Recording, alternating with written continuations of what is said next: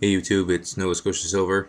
Going to share with you probably my greatest find.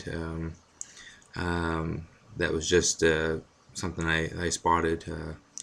I know I've been watching, the people that do the coin picking of the silver rolls for silver. I think that's pretty cool.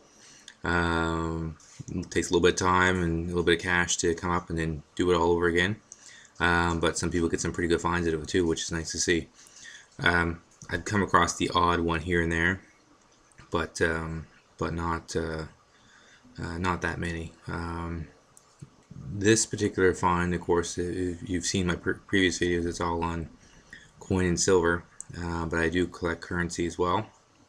So again, in Canada, this is, as you can see, a Canadian $5 bill. You look at it, it's nothing spectacular. It's uncirculated. Just a 1986 Bird Series. So I pulled this out. I was working back probably a little over 10 years ago. I was going through a new stack of bills, and I came across a couple of these. So I pulled them out, and of course I paid $10 for the two, and I sold one and kept the other. So you're probably sitting there thinking, well, what's so special? There's nothing special. You even look at the serial number, there's nothing special with the serial number. But it's what's on the other side is what makes it special. You take a look at this. You can see when they print money, they print it in stages. And they do various different prints at different times.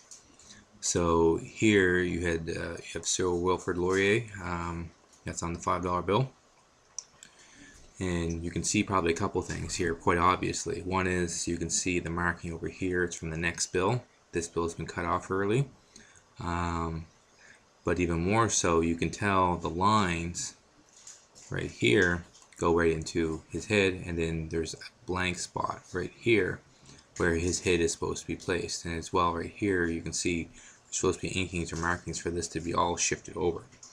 So this would have been a sheet, most likely, that going through the various printing stages and processes was shifted in one of the stages and didn't get printed quite right, and still made it out in circulation. And again, when I was going through the stack of $100 fives or 100 fives, I pulled out two of these.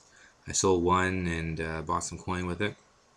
Again, that was well over 10 years ago. These air bills are pretty cool. I've only got the one, like I said, and this is one I paid $5 for. I know it's worth quite a bit more than that. It's uncirculated condition, and I'm gonna hold on to it for as long as I can. So, but I don't know. I mean, I look out there. It's hard to put a value on some of these airs because some airs can be different than others. But depending on the denomination, the year, the currency, everything else, and the type of air and how significant it is. I mean, I figure this one's a pretty significant air, pretty obvious as well. So, anyways, let me know your thoughts. What do you get out there for air bills or air coins?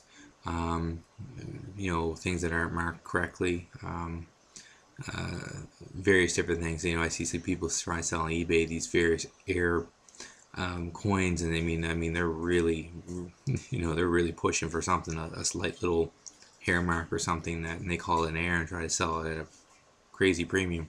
It's just silly. So, but there's some other ones out there that are airs. I've seen some of the misstamped coins as well. So just let me know what you've got out there, what your thoughts are, what you think, even what you think something like this might be worth. What would you be willing to pay for an air note that looked like this, that was uncirculated? So anyways, hope you enjoyed it. This is, again, like I said, probably my best find out there, but still not really sure what it's worth other than $5.